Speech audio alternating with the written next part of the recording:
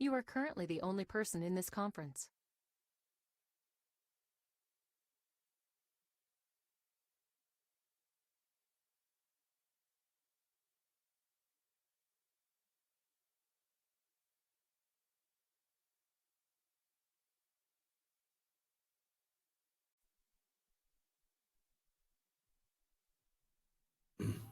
मैंने आपको बताया था कि ये जो करंट आ रहा है, ये करंट जो आ रहा है, ये करंट दो पार्ट में यहाँ पर डिवाइड होता है और ये दोनों बराबर नहीं होते।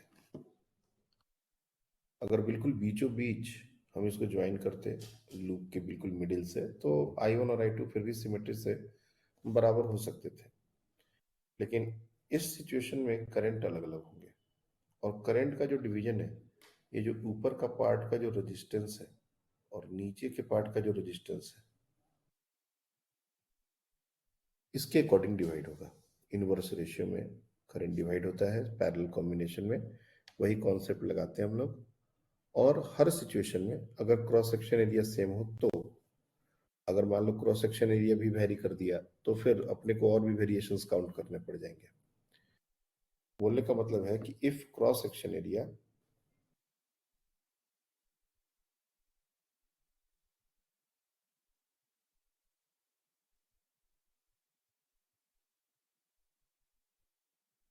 of the loop is uniform, then B at center due to loop always be zero.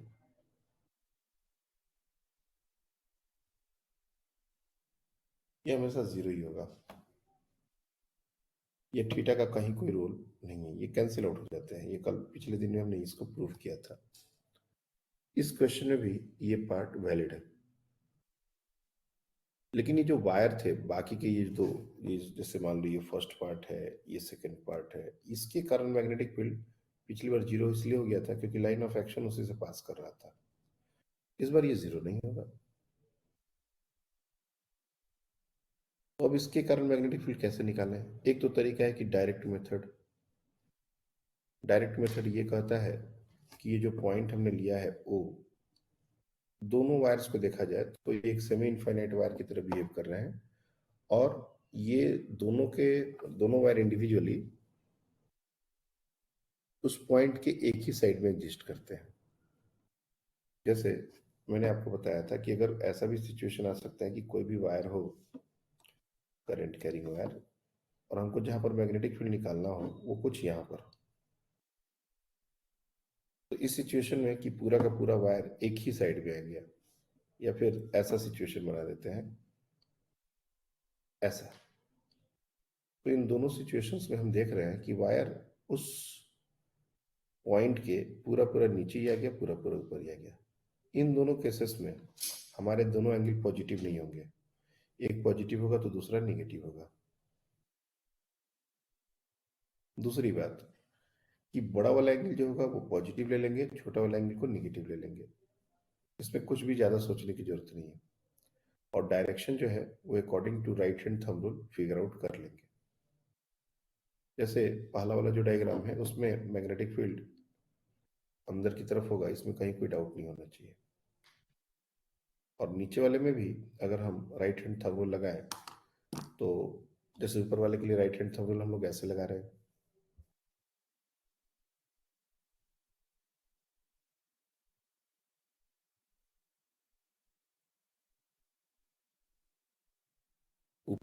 Right वाले वायर के लिए हम लोग राइट हैंड थंब रूल बिल्कुल ऐसे लगा रहे हैं। थंब का जो डायरेक्शन है फिंगर हमारा उसके अकॉर्डिंग अंदर की तरफ जा रहा है राइट साइड में, और लेफ्ट की तरफ में अगर लगाएंगे तो ऐसे बाहर की तरफ आएगा।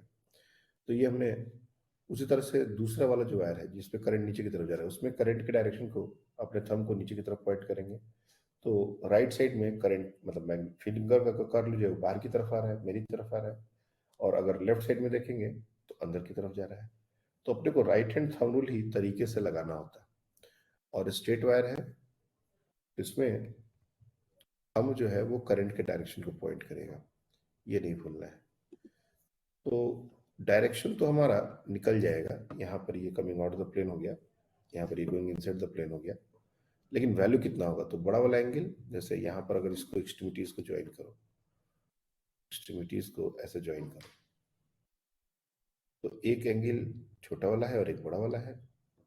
सिमिलरली यहाँ पर भी एक्सट्रीमिटीज को जब ज्वाइन करोगे, सॉरी, परपेंडिकुलर डिस्टेंस बिना लिए तो काम होगा नहीं, क्योंकि परपेंडिकुलर डिस्टेंस का तो रोल है ही।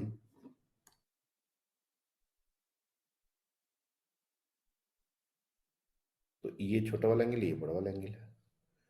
तो बड़ा वाला एंगल हमेशा पॉजिटिव, छोटा वाला एंगल निगेटिव। और जब इनफाइनाइट हो, जैसे इधर वायर इन्फिनिटी चला गया, तो बड़ा वाला एंगल 90, यहाँ पर इन्फिनिटी चला गया तो बड़ा वाला एंगल 90। यहाँ पर कुछ वैसा ही हो रहा है, दोनों तरफ ही इन्फिनिटी तक जा रहे हैं, इधर भी और इधर भी। तो दोनों का जब निकालेंगे तो एक एंगल तो बड़ा वाला 90 हो जाएगा और दूसरा एंगल कितना हो जाएगा? θ/2। और दोनों में यही बात है, दोनों में सेम ही बात है, और दोनों के कारण magnetic field coming out of the plane ही होगा। अगर तुम ध्यान से देखो तो दोनों के लिए coming out of the plane ही होगा। तो इस पार्ट के लिए 2 के लिए और 1 के लिए value wise magnetic field is going to be the same. कितना होगा? तो वो हम लोग लिख सकते हैं, V at center is equals to mu naught I upon 4 pi। now what is D? तो ये θ/2 है और R रेडियस है, तो इस ये जो लेंथ है इसको, यही हमारा D है, और इसको लिख सकते हैं हम लोग R cos of θ/2।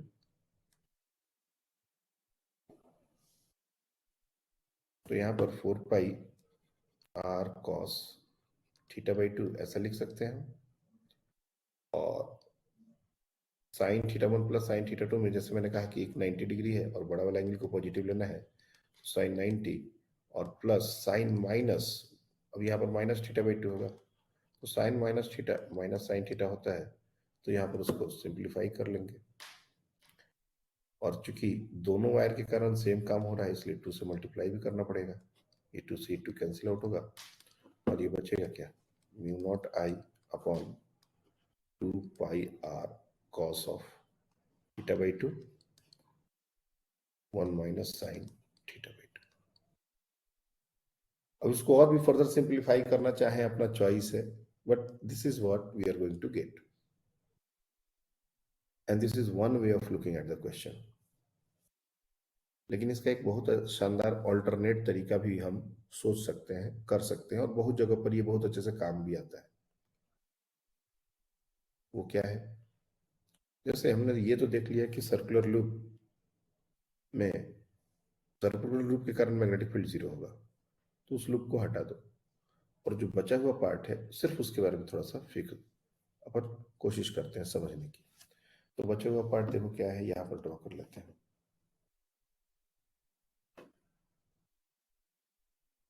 यह है बचा हुआ पार्ट वायर का, इधर भी इन्फिनिटी से आ रहा है और इधर भी इन्फिनिटी से जा रहा है, और अपने को मैग्नेटिक फील्ड निकालना है यहाँ पर। और ये डिस्टेंस तो अपने को कभी भी चाहिए, और ये हमने निकाल भी लिया है, R cos ऑफ θ/2। ठीक है, अब ऐसा कर सकते हैं कि हम लोग 2 वायर्स लगा दें, एक वायर जो इस वायर को कंप्लीट कर दे और दूसरा वायर इसी के बराबर अपोजिट सेंस में, और दोनों में सेम करंट फ्लो करा दिया जाए। ये दोनों एक दूसरे को नलिफाई कर देंगे as far as the magnetic field is concerned, और बाकी जो बचेगा वही हमारे रिक्वायर्ड मैग्नेटिक फील्ड का एक्सप्रेशन होगा। लेकिन ये ऐसा करने से एक फायदा ये हुआ कि पहला वाला जो इनकम्प्लीट इनफाइनाइट वायर था वो कंप्लीट इनफाइनाइट वायर हो गया, उसके कारण हमको मैग्नेटिक फील्ड लिखने में कोई ज्यादा दिक्कत नहीं है।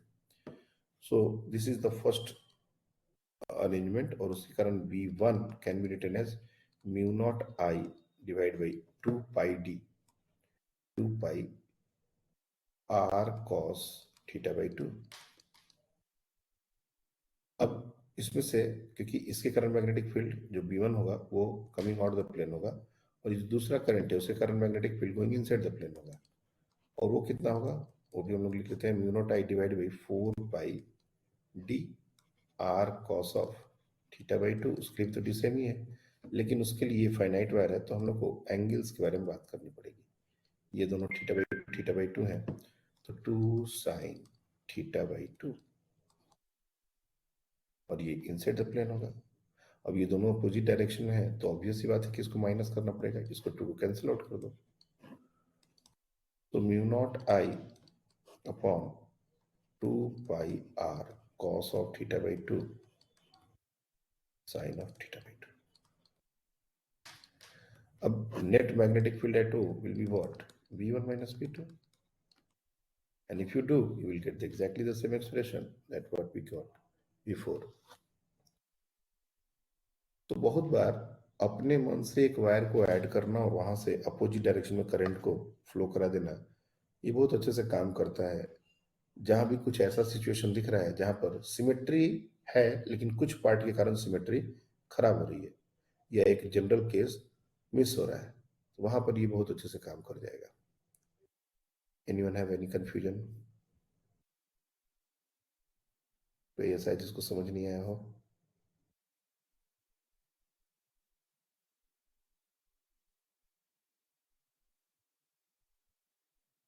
तो क्वेश्चंस को कैसे करना है, ये अपने को कोई ऐसा रूल बुक मैनुअल नहीं होता, अपना लॉजिक होता है। हम लॉजिक को समझते हैं और हर बार कोशिश करते हैं कि जो जो हमने समझा है वो क्वेश्चन में इंप्लीमेंट करें, और अगर क्वेश्चन के आंसर सही आ रहे हैं मतलब लॉजिक सही लग रहा है, सब कुछ बराबर है।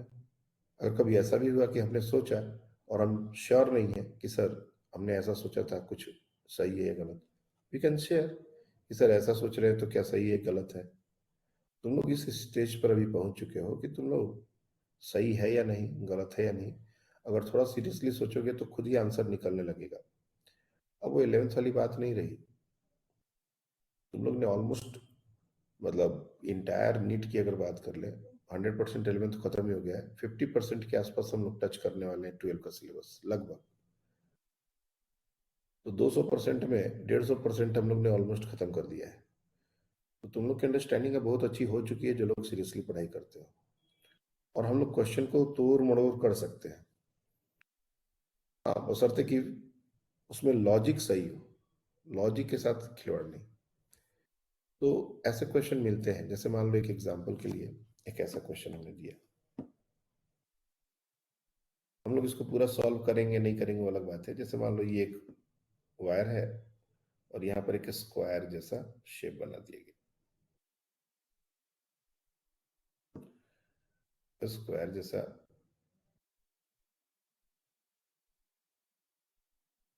इस तरह का शेप बना दिया गया। ये भी इन्फिनिटी जा रहा है, ये भी इन्फिनिटी जा रहा है, और यहाँ से इस तरह से करंट जा रहा है। अब देखो जाए कायदे से, तो अपने को पार्ट बाई पार्ट ये 3 का अलग निकालना पड़ेगा, ये 2 का अलग निकालना पड़ेगा, तब ऐड करना पड़ेगा। अगर मान लो हमको यहाँ पर मैग्नेटिक फील्ड निकालना है सेंटर पर, लगभग ये कुछ वैसा ही काम है। अब यहाँ पर रादर देन कि हम इसके एक सेमी इनफाइनाइट वायर के कारण, इसके एक सेमी इनफाइनाइट वायर के कारण, ये फाइनाइट वायर के कारण निकाल निकाल के हम ऐड करें, जनरली हमको एक स्क्वायर के कारण मैग्नेटिक फील्ड कितना होता है ये लगभग याद हो जाना चाहिए। एक स्क्वायर का जो केस है वो काफी जनरल केस है। एक स्क्वायर ऑफ साइड लेंथ ए अगर हो तो उसके करंट सेंटर पर मैग्नेटिक फील्ड क्या होता है अगर करंट आई हो, तो ये एक्सप्रेशन अपने को लगभग याद हो जाना चाहिए। तो हमने क्या किया, हमने एक वायर यहाँ पर इसको लगा के इसको एक कंप्लीट स्क्वायर लूप बना दिया, और एक और वायर लगा के इसको एक फाइन इनफाइनाइट वायर कन्वर्ट कर दिया। अब ये अलग बात है कि स्क्वायर लूप के कारण जो मैग्नेटिक फील्ड है वो इनसाइड द प्लेन है, और इस वायर के कारण जो मैग्नेटिक फील्ड है वो आउटसाइड द प्लेन है, तो दोनों कारण मैग्नेटिक फील्ड माइनस करना पड़ेगा, जैसे ये 1 और ये 2। तो B1 if you see, B1 हमारा हो जाएगा आउटसाइड द प्लेन, और B2 हमारा हो जाएगा इनसाइड द प्लेन। अब एक बार जैसे ही वैल्यू लिखेंगे, जैसे B1 तो सिंपली स्ट्रेट फॉरवर्ड है, μ0I divide by 2πr। Now what is this length? अगर ये हमारा a दिया है तो यहाँ पर a/2 डलेगा, अगर वो 2a दिया होता तो a ढलता, यही तो डिस्टेंस है परपेंडिकुलर। और दूसरा स्क्वायर के कारण, तो तुम लोग को याद होगा ये डिस्टेंस हम लोग ले लेंगे a/2, ये हमारा 45 डिग्री, ये भी 45 डिग्री, तो √2 का टर्म एक ऊपर में आ जाएगा, 4 से मल्टीप्लाई करना है।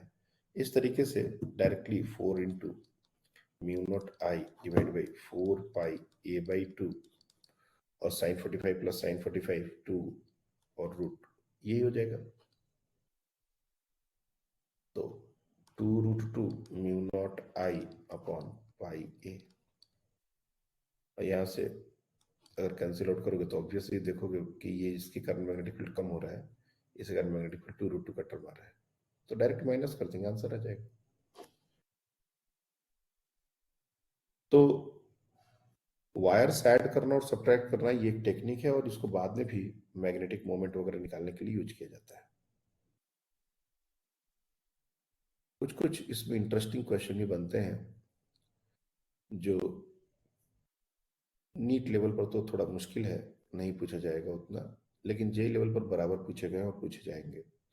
और नीट में भी नहीं पूछा जा सकता, अब ऐसा नहीं बोल सकते, क्योंकि एक समय के बाद जेई के क्वेश्चन नीट में भी लोग डालने शुरू कर देते हैं, क्योंकि वो इतने ज़्यादा फ्रिक्वेंटली यूज होने लगते हैं कि उनका, जैसे एक है ये जलेबी वाला क्वेश्चन, जैसे ये क्वेश्चन है कि हमारा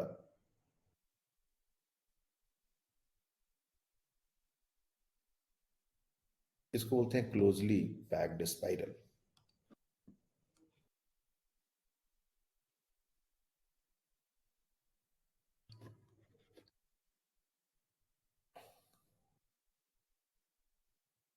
इसका जो रेडियस है वो अंदर से बाहर, मैंने तो एक्चुअली बहुत कोशिश की को क्लोजली पैक बनाने की, बट इतना नहीं बन पाया है।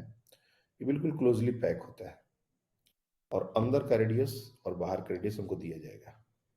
ये जो स्पाइरल है इसका इनर रेडियस मान लेते हैं ए, आउटर रेडियस मान लेते हैं बी, और ये जितने भी नंबर ऑफ टर्न्स हैं, let's say n is the number of turns,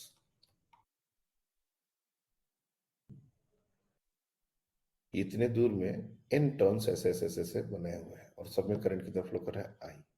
तो सेंटर का मैग्नेटिक फील्ड क्या होगा, फाइंड V एट सेंटर। चलिए ट्राई कीजिए। ये क्लोजली पैक स्पाइरल है जिसका इनर रेडियस है a और आउटर रेडियस है b, और नंबर ऑफ टर्न्स, टोटल जो टर्न्स हैं, ये टर्न्स एक के ऊपर एक चढ़े नहीं हुए, एक के बाजू में एक के बाजू में एक, ऐसे जलेबी जैसी बनती है बिल्कुल वैसे। सर इसमें एक है। ये इनर रेडियस है, जो सबसे अंदर वाला जो टर्न है ना उसका रेडियस है a, उसका रेडियस 0 नहीं है, हमने थोड़ा छोटा बना दिया पहले वाले डायग्राम में, उसको थोड़ा बड़ा बनाना है। अंदर का भी रेडियस होगा और बाहर का भी रेडियस होगा, इनर रेडियस आउटर रेडियस।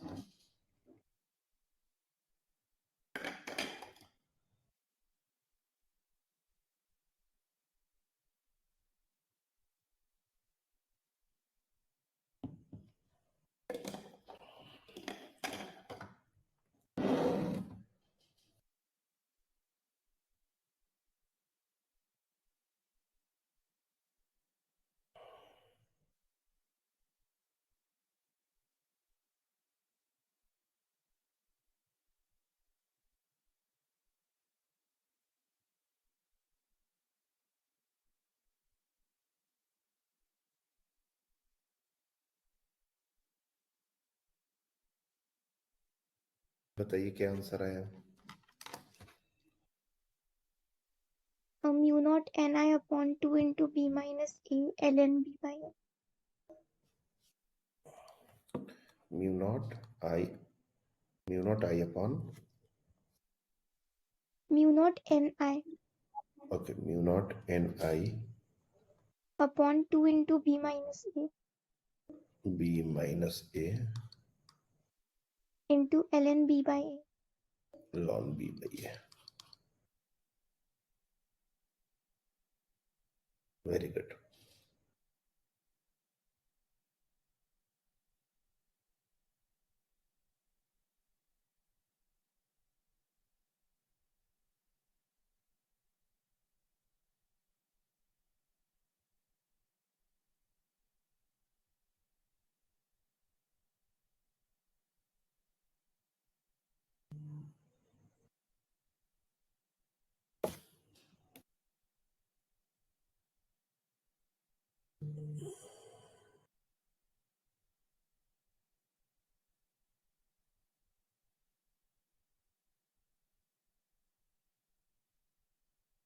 बाकी लोग भी ट्राई करें।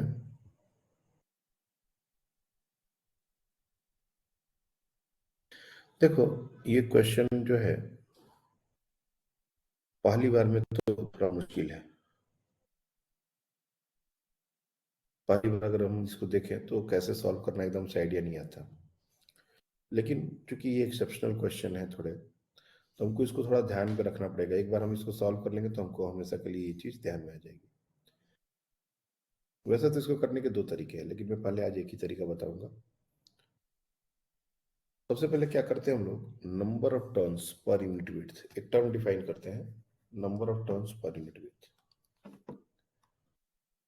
Number of turns per unit width. तो अगर देखा जाए तो ये जो टोटल टर्न है n, ये इस विड्थ में, ये जो विड्थ है हमारा इसी में पड़े हुए हैं।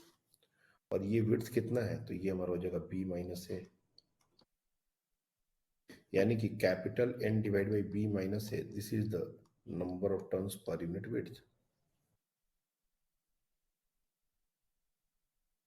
अंदर वाले का रेडियस b है, तो जितना है वो इसी के।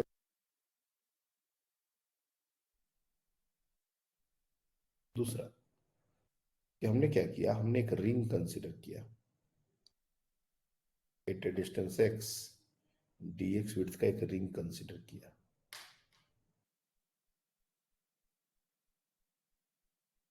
वेरी थिन रिंग, इसका थिकनेस है dx और रेडियस है x। Considering a ring of radius x and width dx। सबसे पहले तो इस छोटे से और इस पतले से विड्थ में कितने टर्न्स आएंगे, ये सिंगल टर्न तो है नहीं। तो नंबर ऑफ टर्न्स अगर स्मॉल n निकालना हो तो ये हो जाएगा capital N divide by b minus A into D x. हमने dx विड्थ से मल्टीप्लाई करके उसमें कितने नंबर ऑफ टर्न्स होंगे वो निकाल लिया। और हर टर्न से आई करंट है, और सर्कुलर लूप में सेंटर पर मैग्नेटिक फील्ड कितना होता है ये अपने को पता है, mu naught I by 2r। तो mu naught I upon 2r की जगह हो जाएगा x। ये एक टर्न के कारण है, लेकिन अपने पास तो एक टर्न है नहीं, तो इसलिए अपने को n divide by b minus है into D X. n small n से हमने मल्टीप्लाई कर दिया। अब सबके कारण मैग्नेटिक फील्ड सेम ही डायरेक्शन में होगा, इसलिए सिंपली इसको इंटीग्रेट करने में कोई बुराई नहीं है, इंटीग्रेट कर दो। अब कहाँ से कहाँ तक x वेरी करेगा, तो लोअर लिमिट हो जाएगी a, अपर लिमिट हो जाएगी b, so a to b। जो कॉन्स्टेंट टर्म्स वो बाहर जाएंगे, mu naught I n upon 2b minus a, और इंटीग्रेशन के अंदर सिंपल इंटीग्रेशन बचा dx बाई x, जिसका इंटीग्रेशन होता है ln a टू b। तो ये हो जाएगा mu naught I n upon 2 times b minus a lawn b minus lawn एक हम लोग लिख सकते हैं लॉन b बाई a। तो हम चाहें तो इसको एज ए फॉर्मूला भी याद रख सकते हैं। ये बहुत स्टैंडर्ड क्वेश्चन है स्पाइरल का। हो सकता है कि ए बी की जगह तुमको वैल्यू दे दे 3 मीटर 2 मीटर, 3 सेंटीमीटर 2 सेंटीमीटर, तो अपन डायरेक्टली अगर फॉर्मूला याद रखते हैं तो हमारा काम बन जाएगा, क्योंकि अपने को ये पूरा इंटीग्रेशन करने का जरूरत नहीं है। और ये क्वेश्चन में सिर्फ एक ही वेरिएशन आ सकता है, डेटा तो होगा, नहीं तो ABCD होगा, और कुछ वेरिएशन का बात नहीं है। तो we can easily figure out. आरी बात समझ में?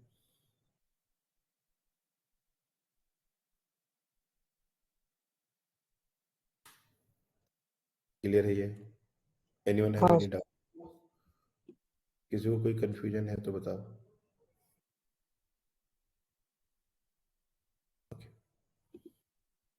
देखो, कुछ और क्वेश्चन कुछ इस तरीके के क्वेश्चन होते हैं। ये सब मैं बता रहा हूँ जो एक्सेप्शनल क्वेश्चन है, नीट में ऐसा नहीं आते, लेकिन अगर आए तो अपने को ऐसा भी नहीं है कि करने नहीं आना होना, बस अपने को पैटर्न समझने की जरूरत है। जैसे मान लो एक स्क्वायर लूप बनाया गया,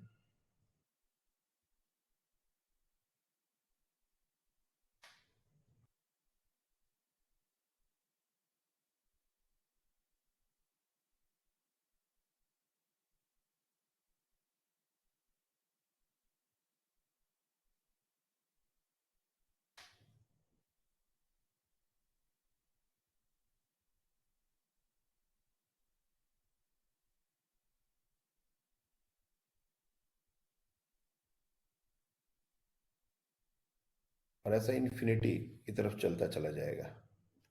अब इसमें करंट अगर देखा जाए, मान लो करंट ऐसे फ्लो कर रहा है, this is how the current is flowing. Alternate तरीके से क्लॉकवाइज एंटी क्लॉकवाइज फ्लो है। If you see, the flow of current is in opposite sense in alternating consecutive turns. Alternative में तो सेम हो जाएगा, कंसेक्यूटिव में अपोजिट है। अंदर वाला जो स्क्वायर लूप है उसका साइड लेंथ है a, उसके बाद वाले का साइड है 2a, उसके बाद वाले का है 3a and so on 4a and so on. इस तरह से ये बढ़ता चला जा रहा है। इसके सेंटर पर करंट का वैल्यू आई, इसके सेंटर पर अपने को मैग्नेटिक फील्ड बताना है। Find V at the center of the diagram। क्या होगा वो बताना है, ट्राई करो एक बार।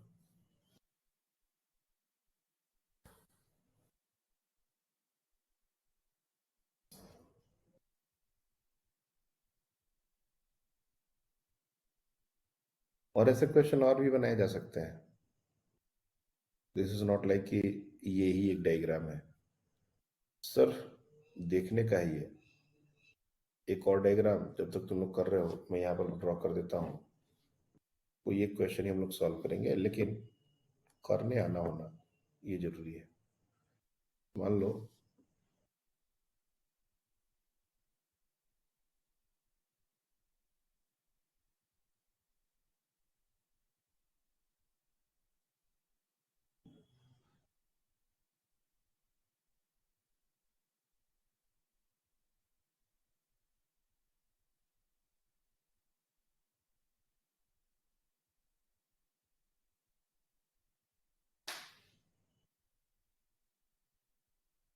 इस तरह का एक इनफाइनाइट अरेंजमेंट है।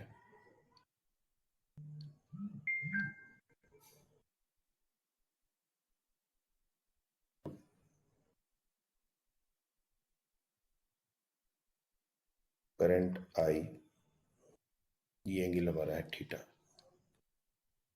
और ये थीटा गिवन होगा, लेट से 30 डिग्री ले लो, उससे कोई दिक्कत नहीं है। और ये जो गैप्स हैं और कोई भी, ये दोनों बराबर है। Let's you can take this as A, this is also A. और करंट ऐसे ऐसे इन्फिनिटी तक ऐसा है, तो इस पॉइंट पर, ओ पॉइंट पर मैग्नेटिक फील्ड क्या होगा वो बताने का बात हो सकता है। तो ये भी एक बहुत ही फेमस क्वेश्चन है, ये भी एक बहुत फेमस क्वेश्चन है।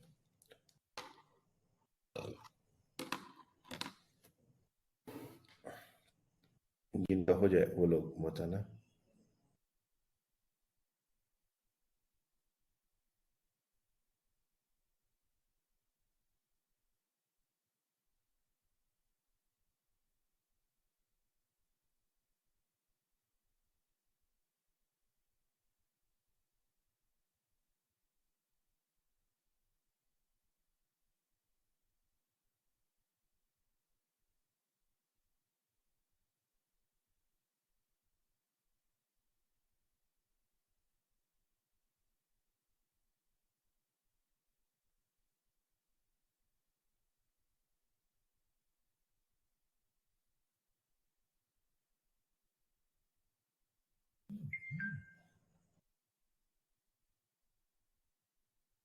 हुआ।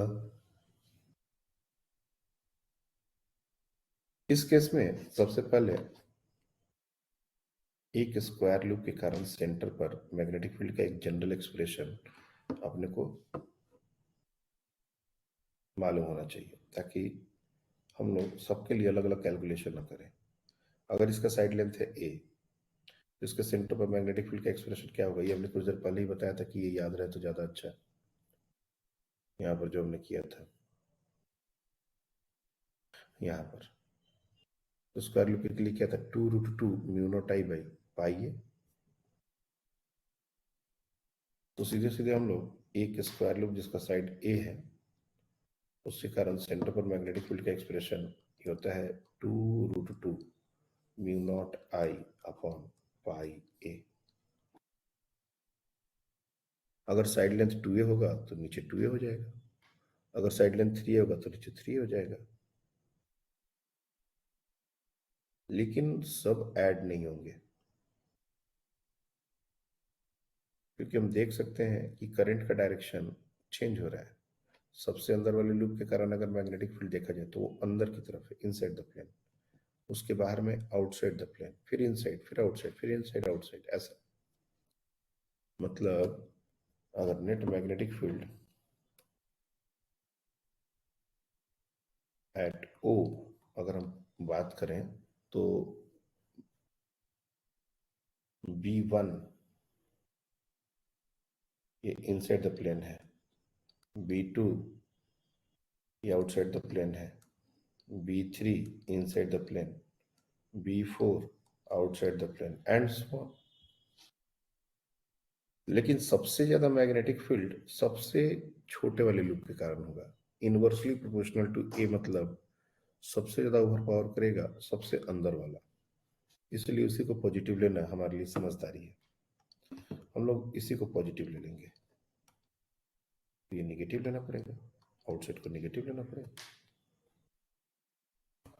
यानी कि B at O can be written as 2√2 mu naught I by पाई।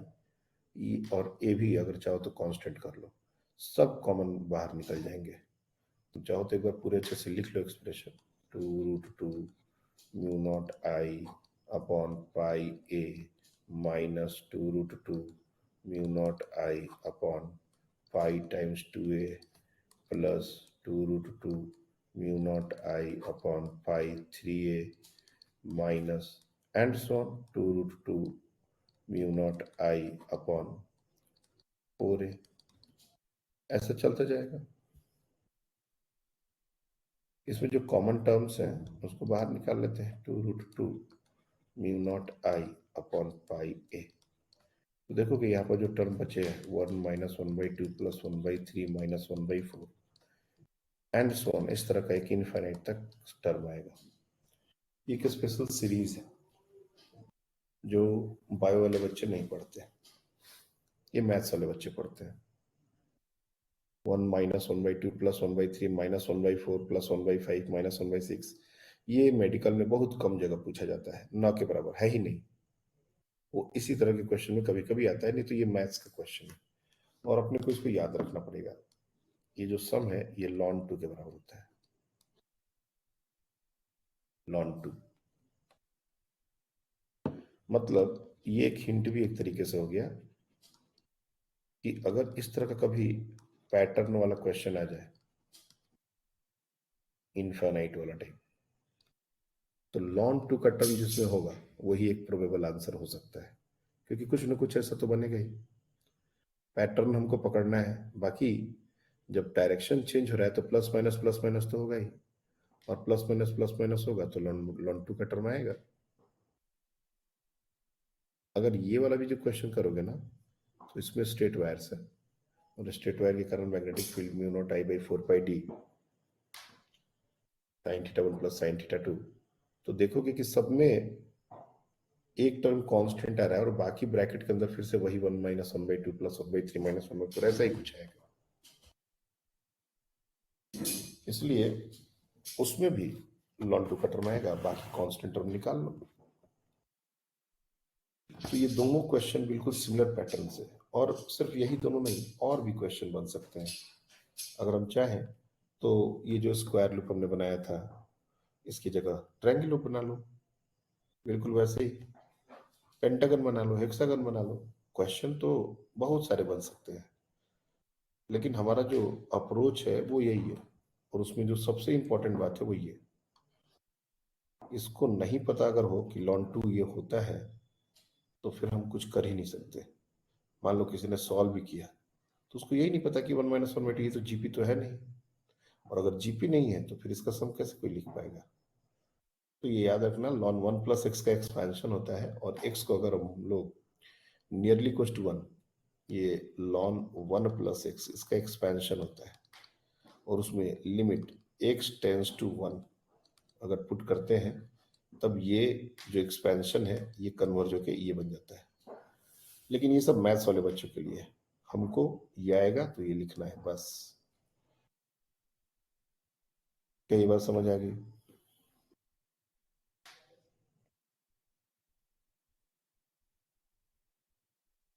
हाँ सर। अब देखे, अब देखो, जैसे हमने कहा था कि हमारा जो बायोट सेवर्ट लॉ है ये बहुत हद तक कूलॉम्स लॉ के साथ पैरेलल चलता है।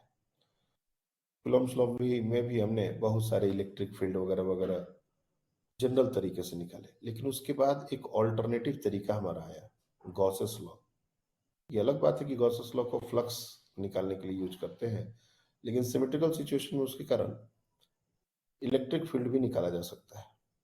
क्या वैसा कुछ मैग्नेटिक फील्ड के लिए भी है? तो मैग्नेटिक फील्ड के लिए वैसा एक लॉ है जिसको हम लोग बोलते हैं ampere circuital law. Ampere circuital law.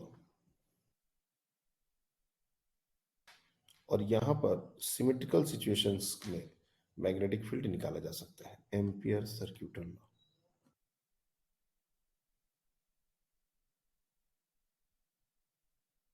अब बहुत सारी सिमिलैरिटीज है तो बहुत सारी डिससिमिलैरिटी भी है। सबसे पहले जब हम गॉसेस लॉ यूज करते थे तो उसमें फ्लक्स निकालने की बात आती थी। यहां पर ऐसा कोई भी फ्लक्स निकालने का बात नहीं आता। इसका अगर मैथमेटिकल स्टेटमेंट लिखें तो ये होता है B dot D L is equal to mu naught times I enclosed. ये मैथमेटिकल स्टेटमेंट है। अब अगर तुम इसको थोड़ा सा गॉसेस लॉ से रिलेट कर लो,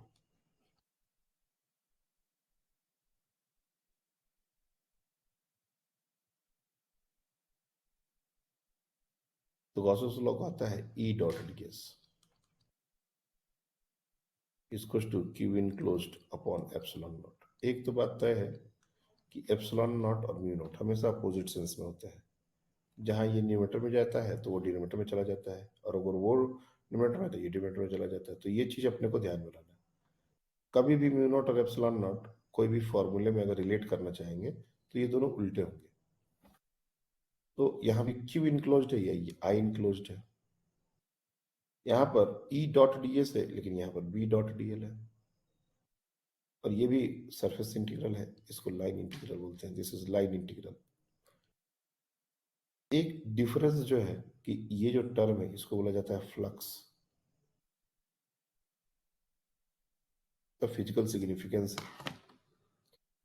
फ्लक्स का क्या मतलब है, इसका एक फिजिकल सिग्निफिकेंस है। वी कैन अंडरस्टैंड फ्लक्स क्या होता है, और हर बार उसको ई डॉट डी एस करके निकालने की जरूरत नहीं है, और भी तरीके हैं, हमने देखा है। लेकिन अगर हम लेकिन अगर हम बी डॉट डी एल की बात करें तो इसको बोलते हैं line integral of magnetic field. This term is known as line integral.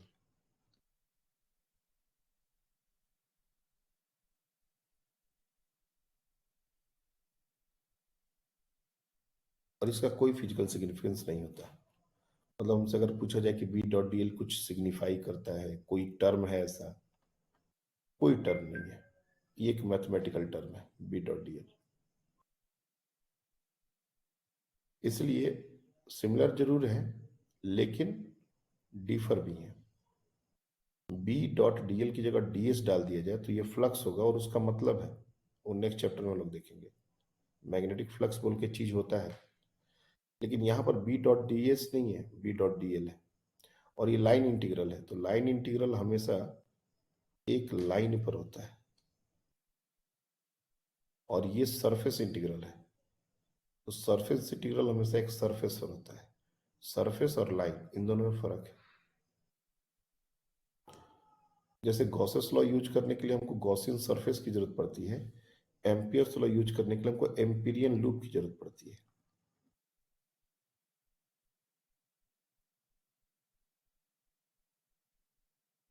और लूप जो है वो एक 2D फिगर है,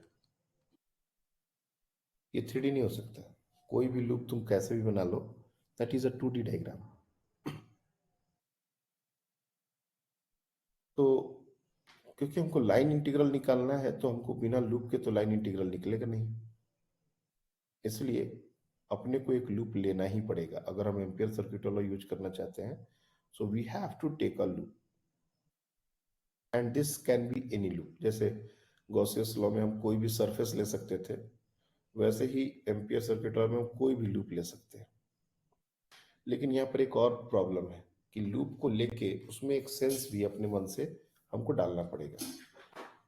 क्या मतलब है? जैसे मान लो किसी ने एक लूप बनाया ऐसा, सर्कुलर वो कोई जरूरी नहीं है, लेकिन अब इसमें एक सेंस भी डालना पड़ेगा। सेंस मतलब एंटी क्लॉकवाइज, तो ठीक है एंटी क्लॉकवाइज। अगर किसी का मन है क्लॉकवाइज तो clockwise. We have to give a sense to the loop. हम सिर्फ लूप नहीं बना सकते, हम उसमें एक सेंस भी डालेंगे अपने मन से। बाद में हम लोग देखेंगे कि हम लोग को कैसा सेंस डालना चाहिए ताकि काम आसान हो। लेकिन अभी के लिए बस as far as the theory is concerned, we can take any empyrean loop of any shape and we must give a sense to that loop, ताकि जो डीएल है, यहाँ पर ये जो डीएल है,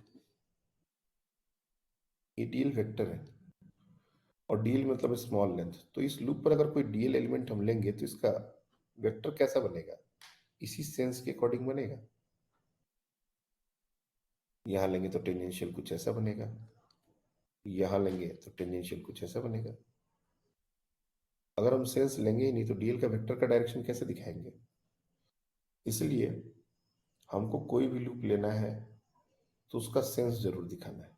और हर बार लूप ऐसा ही नहीं होगा, कभी कभी लूप 3 डायमेंशनल में दिखाने के लिए, क्योंकि ये 2 डायमेंशनल फिगर है, बट इसको थोड़ा सा इस तरीके से भी ड्रॉ कर सकते हैं, ऐसा भी। This is also loop. अब ये ऐसा भी सेंस ले लिया गया, ऊपर से देखेंगे तो एंटी क्लॉकवाइज है। तो ऐसा भी हो सकता है, ऐसा भी हो सकता है। ये बिल्कुल टॉप व्यू है, ये थोड़ा फ्रंट व्यू हो गया। तो लूप अपने को तो लेना ही पड़ेगा, और उसी लूप पर ये बी डॉट डीएल इंटीग्रल लगेगा।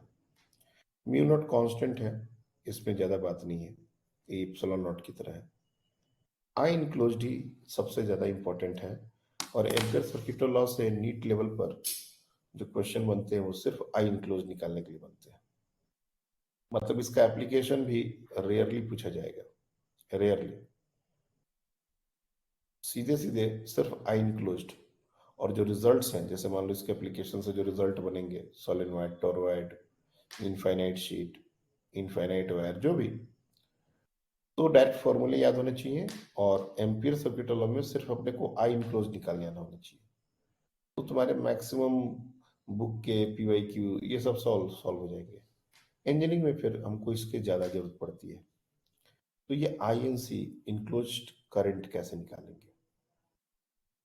सबसे पहले तो कोई भी हम लूप बनाते हैं, ध्यान से सुनना ये सब बात। और मेरा पता नहीं, आज तबीयत बहुत सही नहीं है, बहुत ज़्यादा ही प्रॉब्लम है मेरे को। तो पहले हम सोच रहे थे कि आज की क्लास को कैंसिल कर दें, फिर कहे कि फिर कल PTM होगा, फिर क्लास और आगे चली जाएगी, इसलिए कहा कि चलो ले लेते हैं। इसलिए हम बहुत ज़्यादा जोर से भी नहीं बोल रहे और एकदम बहुत इत्मीनान से बोल रहे हैं, इसलिए ध्यान से सुनते रहो। कोई भी लूप हम बनाते हैं तो वो एक एरिया इंक्लूड करता है।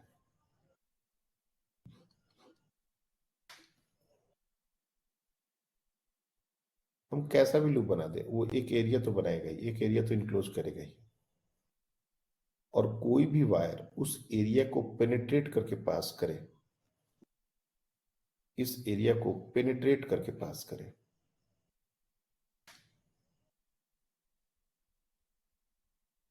तो जो उस एरिया को पेनिट्रेट करके पास करेंगे सिर्फ वही काउंट होंगे।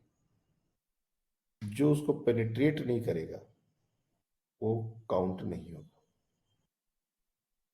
This area or this loop or any empyrean loop is always going to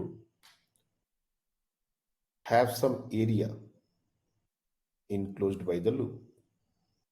And whenever we want to find I enclosed, then the current must passes or must penetrating through that loop. अब मान लो यहां पर I1, I2, I3, I4 ऐसे 4 current है। सबका sense भी हो सकता है, ऊपर नीचे दाएं पर। मोस्टली ऊपर नीचे ही होगा। एरिया को जब भी हम कट करेंगे तो या तो ऊपर की तरफ कट करेंगे, नीचे की तरफ कट करेंगे। दाएं बाएं का तो कोई मतलब ही नहीं। अब बस इतना समझना होता है कि किस करंट को प्लस लेना है और किसको माइनस लेना है। बस यही एक बात है। किसको नहीं लेना है, ये नहीं लेना है, ये नहीं लेना है, ये समझ आ रहा है। लेकिन I2 और I3 ये दोनों पेनिट्रेट कर रहे हैं, तो इसमें से क्या सिंपली I2 प्लस I3 लिख लेना चाहिए, या जो ऊपर है उसको प्लस लेना है, इसको नीचे है वो माइनस लेना है, क्या करना चाहिए? अब यहां पर भी ये जो हमने सेंस लिया था एम्पीरियन लूप का, वो वर्क करता है। जैसे हमने ये जो एम्पीरियन लूप बनाया है, इसके अकॉर्डिंग एंटी क्लॉकवाइज डायरेक्शन को हमने सेंस लिया है। अब अगर तुम right hand thumb rule use करो, मैंने बताया है इस चैप्टर में राइट हैंड से बड़ा कोई रूल है ही नहीं। बस इसी को कहीं कहां पर कैसे यूज करना है, यही चैप्टर में पूरा पूरा समझना है। रूल तो एक ही है, लेकिन इसको कब कैसे और कौन सा टर्म क्या सिग्निफाई करने लगेगा। टर्म मतलब कि कौन सा पार्ट, लाइक थंब और फिंगर का कर्व, यही दो चीज तो है। लेकिन कब ये करंट हो जाएगा, कब ये लूप का सेंस हो जाएगा, ये चीज अपने को अलग अलग जगह पर इसका ध्यान रखना है। तो स्टेटमेंट कहता है कि, और जो लॉ कहता है कि आपने जो लूप का सेंस लिया है अपने फिंगर को उस डायरेक्शन में कर्ल कर लीजिए, और जो थंब आएगा वो थंब का डायरेक्शन जो होगा वो हमारा पॉजिटिव डायरेक्शन होगा। मैं फिर से रिपीट कर रहा हूं, curl your finger in the direction of sense of the loop, then direction of thumb will signify the positive direction of current। यानी कि अगर I2 और I3 में भी इनक्लोज्ड करंट की बात अगर आए तो we can write I enclosed is equals to I3 is going to be positive, I2 is going to be negative, so I3 minus I2। Very simple। ये है पूरा बात एम्पियर सर्किट लॉ का, जिसको हमने बिना स्टेटमेंट लिखे अभी बताने की कोशिश की। इसका स्टेटमेंट भी हम लोग लिखेंगे, जैसे फॉर्मूला स्टेटमेंट गॉसेस लॉ का हम लोग लिखते हैं वैसा। लेकिन अपने को उसका हर बात का मतलब समझ में आना है, और ये बताने की जरूरत नहीं है कि जो बी डॉट डीएल इंटीग्रल में बी है ये सारे करंट कैरिंग वायर के कारण का मैग्नेटिक फील्ड है। ये गॉसेस लॉ में भी बात रिपीट हो चुकी है, और यहाँ पर हम दोबारा इस बात को रिपीट नहीं करना चाहते। सिर्फ अंदर वाले के कारण ये मैग्नेटिक फील्ड है ऐसा बोलने की गलती नहीं करना है।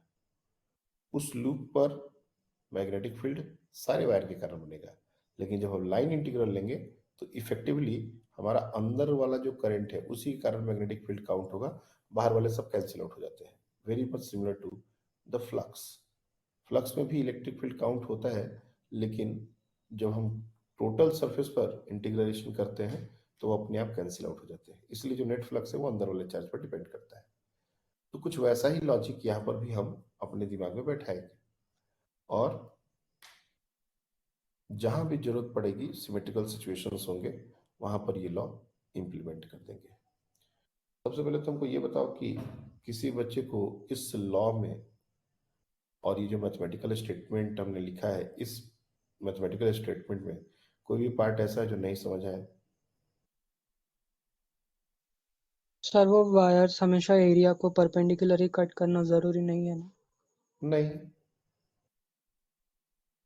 कोई एरिया को पेनिट्रेट करना है। अब कैसे पेनिट्रेट करे इसका कोई तो उसका तो मतलब है नहीं। जैसे देखो यहाँ पर इस तरह का भी एक वायर बनाया जा सकता है, लाइक लाइक दिस, कोई दिक्कत नहीं। इस एरिया को पेनिट्रेट कर रहा है, नीचे की तरफ है तो ठीक है।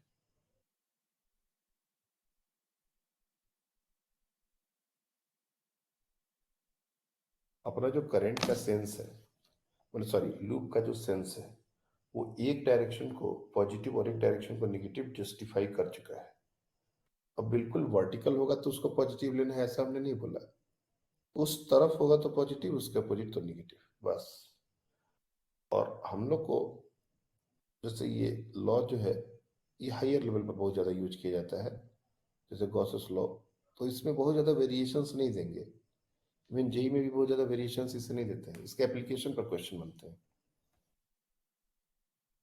तो अपने को कुछ सिंपल सिचुएशंस में इसको इम्प्लीमेंट करने आना होना, और इसके रिजल्ट्स कुछ होंगे उनको देखना है। तो मैं एक बार स्टेटमेंट लिख देता हूँ, formal statement of Ampere's law. हाँ, सर उसमें अगर सेंस चेंज किया तो वैल्यू नेगेटिव के साथ नहीं आएगा क्या? तो फिर हाँ, बस वही बात है कि अगर मान लो तुमने लूप का अपना डायरेक्शन चेंज कर दिया, सेंस चेंज कर दिया, तो एक माइनस आ जाएगा। तो अपने को और क्या क्या आई इनफ्लोस पॉजिटिव चाहिए रहेगा। नहीं सुने? आई इनफ्लोस पॉजिटिव ही चाहिए रहेगा, मतलब तो उस हिसाब नहीं, से हाई देंगे। नहीं नहीं, हाई इनक्लूज पॉजिटिव चाहिए। ये मतलब हमको अपनी कोशिश करनी है कि आई इनक्लूज पॉजिटिव हो, क्योंकि अगर आई इनक्लूज निगेटिव होगा ना तो ये बी और डीएल का डायरेक्शन उल्टा हो जाएगा, तो यहाँ पर डॉट प्रोडक्ट में भी माइनस आ जाएगा cos 180 डिग्री का टर्म। हम लोग एप्लीकेशन में देखेंगे कि अगर तुम यहाँ पर सेंस लेने में अगर गलती करोगे, गलती इन द सेंस मतलब उल्टा सेंस अगर ले लिया तुमने, तो जब करंट माइनस आएगा ना तो अपने आप ये डीएल और बी के डायरेक्शन में भी अपोजिट सेंस की बात आ जाएगी, cos 180 डिग्री कैंसिल आउट हो जाएगा। तो गलती नहीं है लेना, लेकिन वो बी और डीएल हम अपोजिट सेंस में समझना, ये सबके बस का नहीं होता। सब लोग बी डीएल को बी डीएल cos 0 लिख देंगे। तो वो तो डिपेंड करेगा ना कि बी किस सेंस में है, डीएल किस सेंस में है। तो जो समझदार बच्चे होते हैं, जो सब कुछ बारीकी से चीजों को सीखते हैं, उनके लिए फर्क नहीं पड़ता कि हम सेंस कैसा लेना चाहते हैं और डीएल कैसा लेना चाहते हैं। This thing is very much similar to कि कोऑर्डिनेट एक्सिस में एक्स किधर लेना है, पॉजिटिव। ये नॉनसेंस बात है। पढ़ने वाला बच्चा कभी ये नहीं कहेगा कि राइट टुवर्ड्स राइट को पॉजिटिव और टुवर्ड्स लेफ्ट को नेगेटिव, बोलेगा कैसे भी ले लो। वही यहाँ पर भी बात है, लूप का सेंस कैसा भी ले लो, लेकिन समझदारी क्या कहती है कि अपन काम को आसान करने के लिए करंट को ही पॉजिटिव ले लें, ऐसा सेंस ले ताकि करंट पॉजिटिव ही है।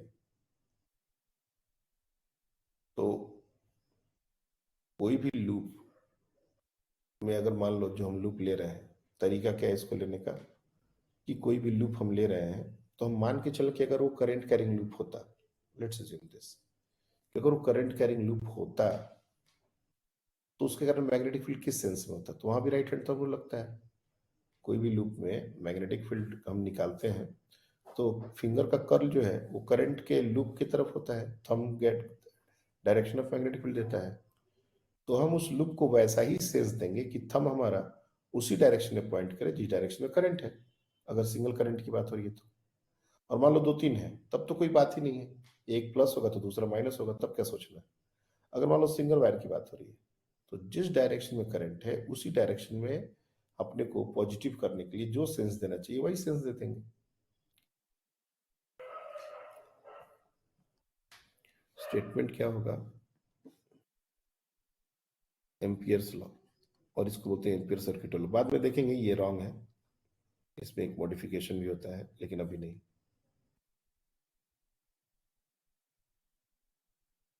ये जो लॉ हम लोग पढ़ते हैं ना, ये इनकम्प्लीट लॉ है। Ampere circuit law is an incomplete law right now. Maxwell ने बाद में इसको कंप्लीट किया था, और जब कंप्लीट किया था तभी इलेक्ट्रोमैग्नेटिक वेव्स की एग्जिस्टेंस की बात समझ में आई थी। लेकिन अभी तक एम्पियर सर्किट लॉ जो है वो वही है, मतलब हम लोग बिल्कुल टाइम से ही चल रहे हैं। अभी मैक्सवेल बाद में आएंगे, बाद में इसमें करेक्शन करेंगे। हमने उससे पहले का जो भी डिस्कशन है वो बता रहे हैं अभी। तो line integral of magnetic field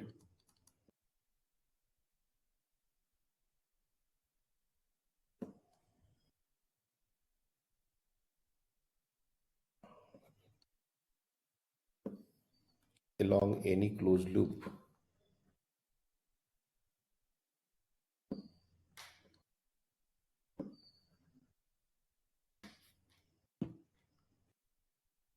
और इसी लूप को बोलते हैं Amperian loop.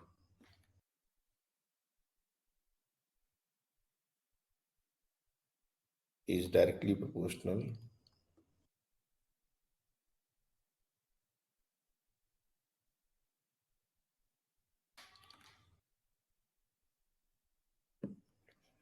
to the current penetrating through the loop.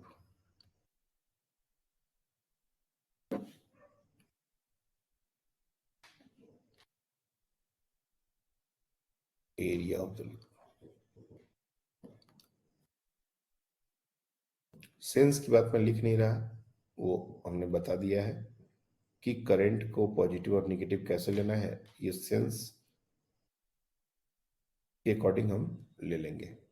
वो मैं लिख नहीं रहा, उसको बहुत सारा बात हो जाएगा फिर। तो ये हमारा एम्पिरिकल सर्किट लॉ है, उसका मैथमेटिकल स्टेटमेंट हर बार बी डॉट डी एल, और ये भी हर जगह एप्लीकेबल है। This is also applicable everywhere. ऐसा मत करना कि सर यहाँ पर एप्लीकेबल नहीं है। हाँ, इसके आगे सॉल्व होना नहीं होना वो अलग बात है, ये तो एप्लीकेबल होगा ही। अब जो क्वेश्चन कैसे कैसे आते हैं, जैसे मैंने कहा नीट लेवल पर इसके क्वेश्चन आएंगे बहुत सिंपल सिंपल। जैसे एक तो तरीका है कि मैं इस प्लेन में वायर्स दिखा दूं और लूप को थोड़ा 3D व्यू दिखा दूं, एक तरीका वो है। दूसरा तरीका ऐसा हो सकता है कि सारे जो वायर हैं जो बहुत बड़े बड़े हैं और इस प्लेन के परपेंडिकुलर है, जिस प्लेन पर मैं लिख रहा हूँ वायर उसके परपेंडिकुलर है, और हम सामने से जब देखेंगे तो या तो करंट हमारी तरफ आएगा या हमसे दूर जाएगा, करंट हमारी तरफ आएगा या हमसे दूर जाएगा, ऐसा करंट हो सकता है ये ऐसे सामने से देखने पर। और या फिर तुम इसको ऐसे सोचो, ये वायर्स है 4 और एक और बना लो, लेट से 5।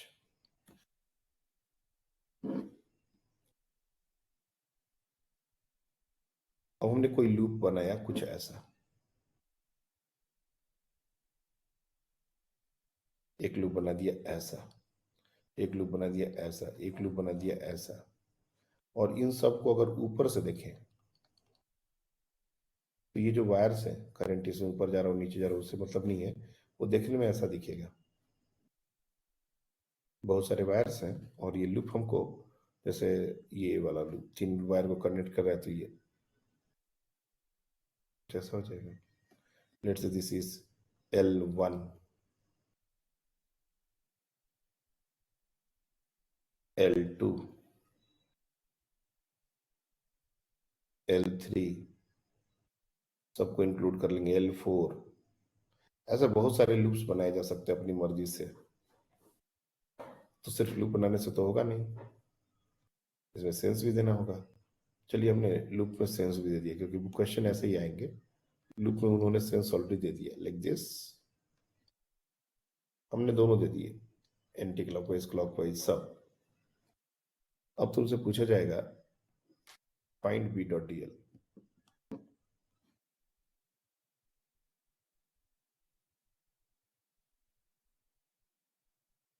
फॉर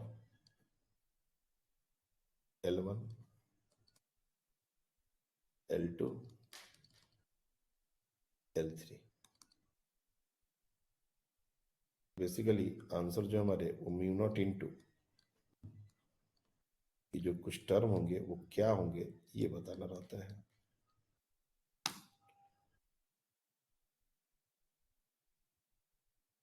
अब यहाँ पर ये जो डायग्राम है इसमें I1 I2 I3 मैंने लिखा नहीं है, लिख लेता हूँ I1 I2 I3 I4 I5, ये 5 करंट है। उस वो जो डायग्राम है राइट साइड में जो बनाया है उसमें भी ये काम कर सकते हो, उसमें भी सेंस देना पड़ जाएगा, तो इससे बहुत सारे बच्चों को बहुत अच्छा फील नहीं आता। ऐसा सेंस दे सकते हैं, ऐसा सेंस दे सकते हैं, ऐसा सेंस दे सकते हैं, और ये I1 I2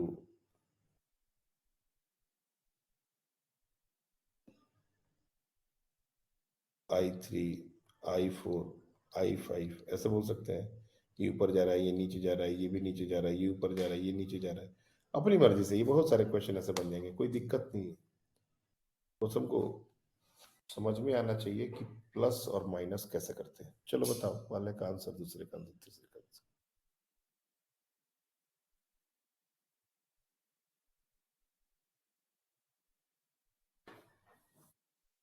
पहले का mu mu naught naught into two one I1 I plus minus I2 I two plus I three.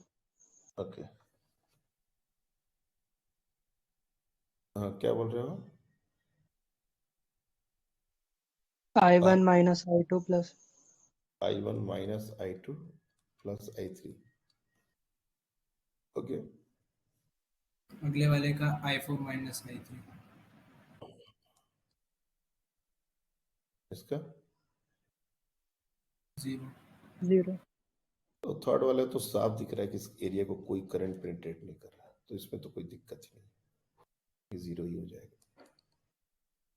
First वाले का देखा जाए तो हमने क्लॉकवाइज सेंस दिया है, क्लॉकवाइज के according inside the plane current को पॉजिटिव लेना है, और I1 और I3 इनसाइड द प्लेन है, तो इसलिए इनको पॉजिटिव लिया, I2 को नेगेटिव लिया। Very good. सिमिलरली सेकेंड वाला जो लूप है L2, उसको एंटी क्लॉकवाइज सेंस दिया। एंटी क्लॉकवाइज के according right hand thumb rule लगाओगे तो coming out the plane positive हो जाएगा, थंब उसी डायरेक्शन में पॉइंट करेगा, तो I4 पॉजिटिव, I3 नेगेटिव। तो दिक्कत ज्यादा है ही नहीं, इस तरह का क्वेश्चन में कहीं कोई दिक्कत नहीं है, बहुत एक लाइन में तुरंत तुरंत आंसर आते हैं। लेकिन कभी कभी क्वेश्चन क्या आता है, कुछ ऐसा देखो,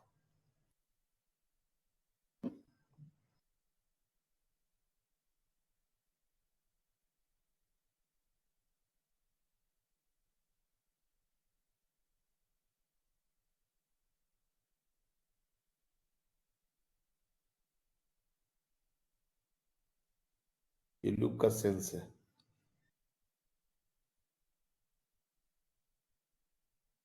this is the sense of the loop, और करंट जो है वो यहाँ पर दिया हुआ है इनसाइड द प्लेन I1।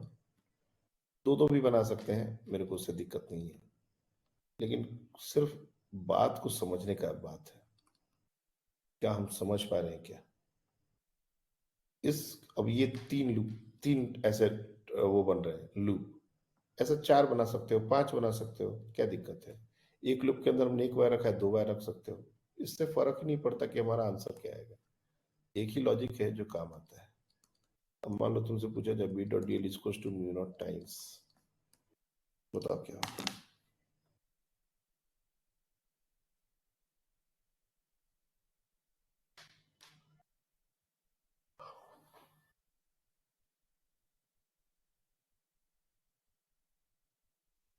सब माइनस में लेंगे।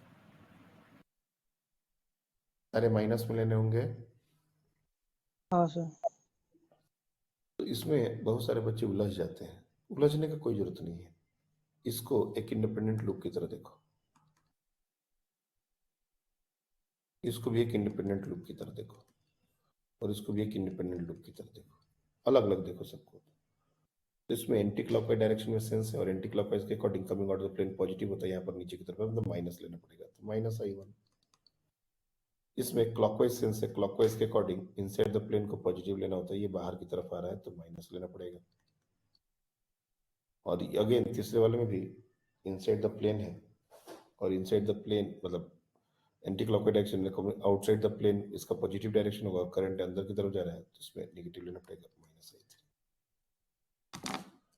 संयोग है ऐसा हमने ऑल्टरनेट प्लस माइनस करके दे दिया, तीनों में ऊपर की तरफ आ सकते थे, तीनों में अंदर की तरफ जा सकते थे।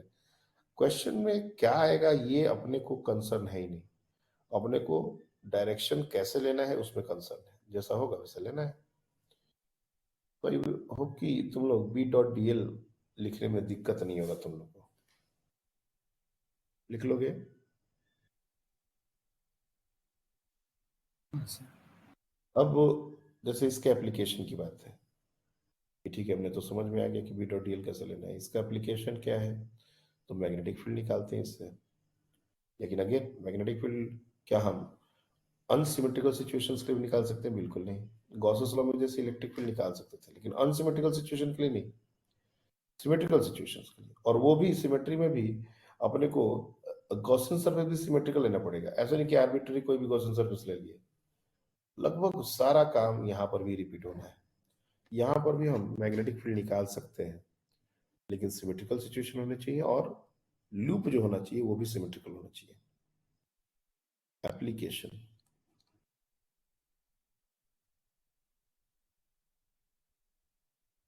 ऑफ एम्पियर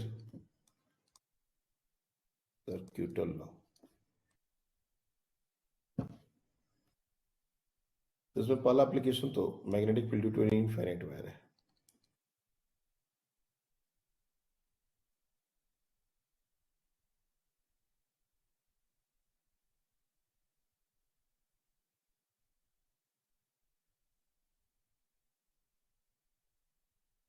अब अगेन ये इनफाइनाइट जो हमने लिखा है, अगर ये फाइनाइट होता तो क्या हम एम्पियर्स लगा पाते? नहीं। शिकारी आएगा, जाल बिछाएगा, दाना डालेगा, और उसमें सबसे पहले वही कबूतर फंसा।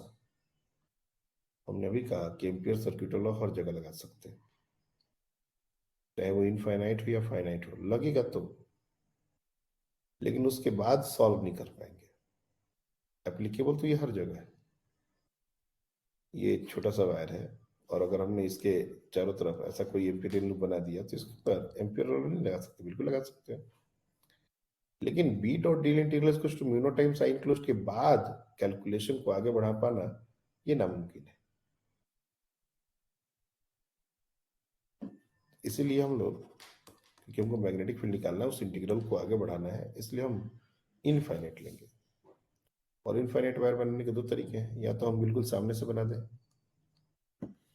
और नहीं तो टॉप व्यू बनाना हो तो बिल्कुल ऐसे बना दें। ये वायर है, करंट हमारी तरफ आ रहा है आई, और इसी कारण मैग्नेटिक फील्ड हमको आर डिस्टेंस पर चाहिए। आर डिस्टेंस पर अगेन वही बात, या डिस्टेंस पर चाहिए तो हम कोई भी आर्बिट्ररी शेप का लूप बना दें, आड़ा तिरछा। सिमेट्रिक एडवांटेज नहीं मिलेगा तो इंटीग्रेशन कैलकुलेट नहीं हो पाएगा। इसलिए मजबूरी है कि अपने को सर्कुलर लूप ही बनाना पड़ेगा।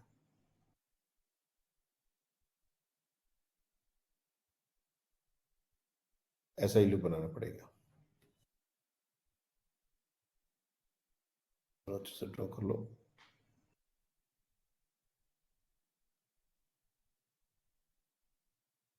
तो सेंस भी देना पड़ेगा, तो यहाँ पर चूंकि एक ही करंट है तो जानबूझ के हम एंटी क्लॉकवाइज डायरेक्शन में सेंस दे दें कि करंट पॉजिटिव हो जाए।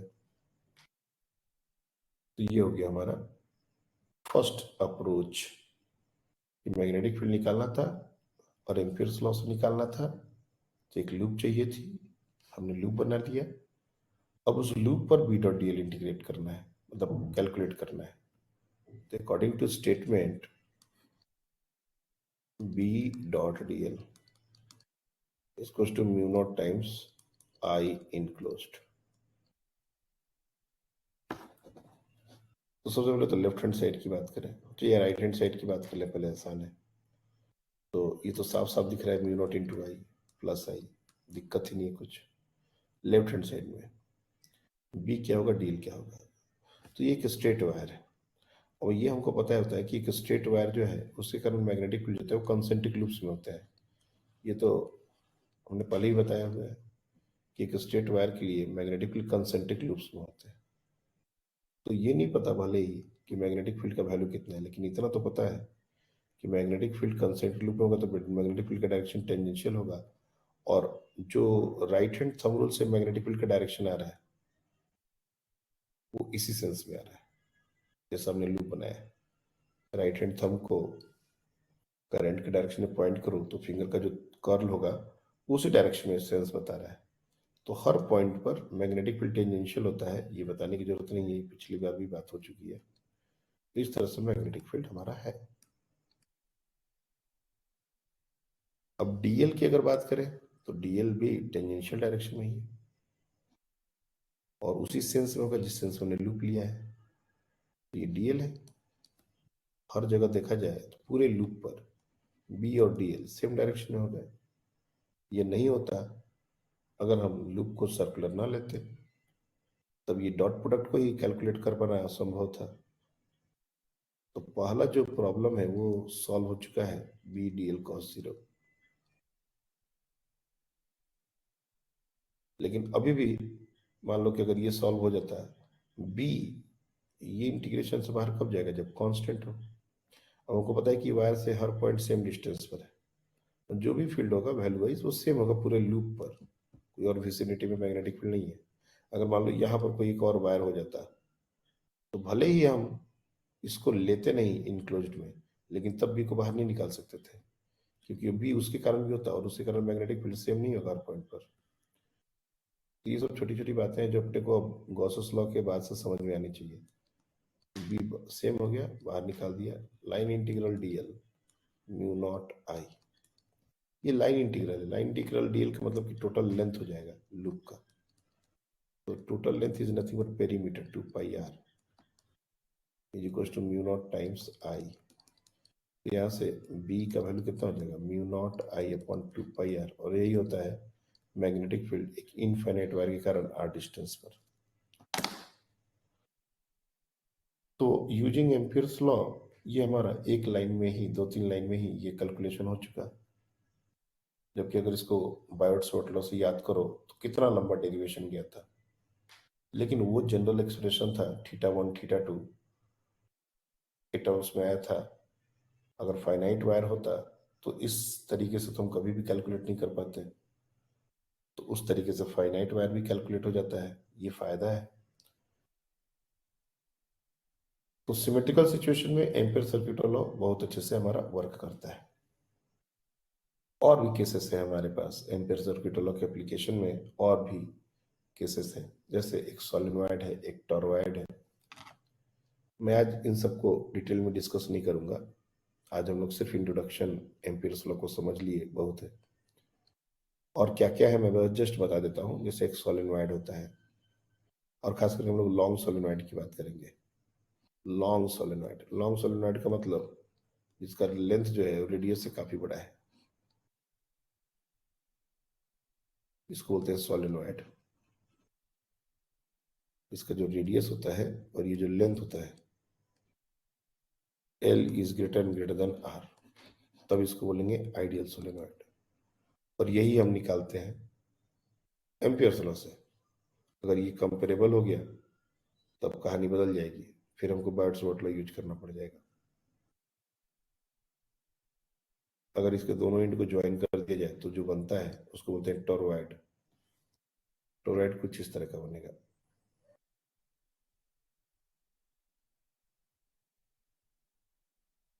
इसको बोलते हैं टोरॉइड।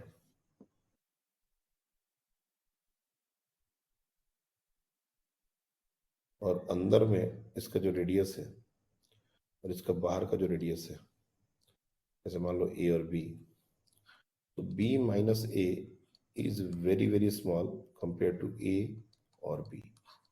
ये थिन होता है। ये सब कंडीशंस हैं ताकि हम लोग यूनिफॉर्म मैग्नेटिक फील्ड बोल सकें। अगर ऐसा नहीं होगा तो मैग्नेटिक फील्ड यूनिफॉर्म नहीं होगा। सिमिलरली आइडियल सोलेनॉइड में भी मैग्नेटिक फील्ड जो होगा वो यूनिफॉर्म नहीं होगा अगर ये कंडीशन होल्ड नहीं करे, तो फिर एम्पियर्स लॉ नहीं लगा पाएंगे। तो कुछ लिमिटेशंस के साथ हम एम्पियर्स लॉ लगाते हैं, सिचुएशन को सिमेट्रिकल बनाते हैं। इसके अलावा और भी एप्लीकेशन है, जैसे हमारा कोई भी कंडक्टिंग वायर है, तो ये सॉलिड कंडक्टर है,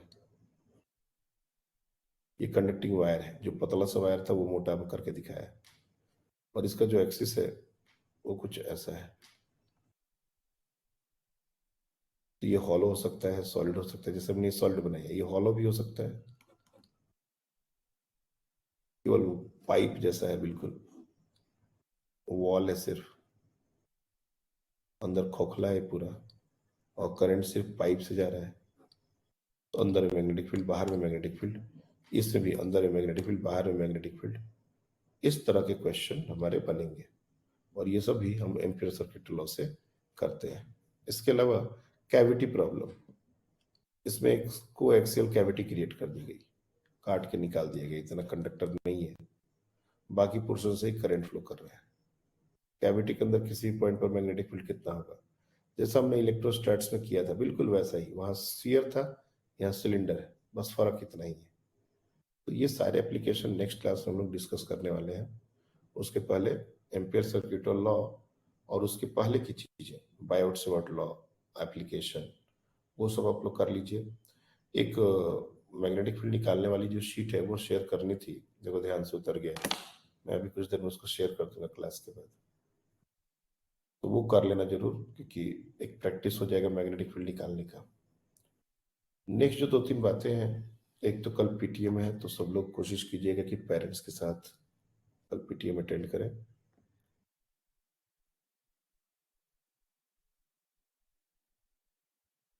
आठ बजे से हमने लिखा तो है, लेकिन पॉसिबिलिटी ये हो सकती है कि 8 से 8:30 भी हो सकता है। वो मैं कल अपडेट कर दूंगा, 8 या फिर 8:30 ये अपडेट कर दूंगा। मान के चलो कि 8:30 ही होगा, 8 थोड़ा सा मुश्किल हो जाएगा, आते आते मेरे को टाइम लग जाएगा। तो 8:30 PM से ये होगा।